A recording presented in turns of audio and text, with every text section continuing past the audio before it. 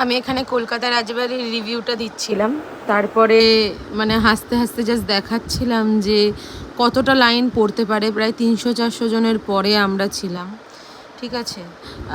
তো একাই গেছিলাম। এবার কি হয়েছে, আসল জিনিসটা হচ্ছে লাস্টে আছে।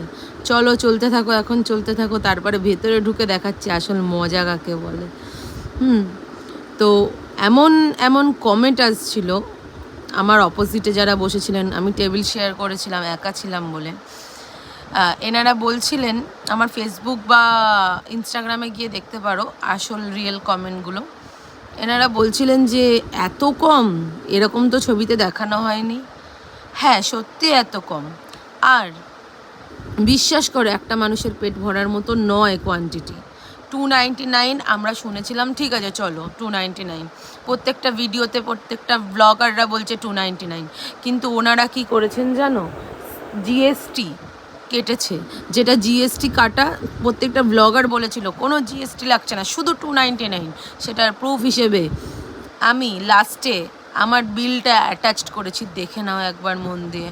ওরা জিএসটি কেটেছে, দেখো 299 নয়।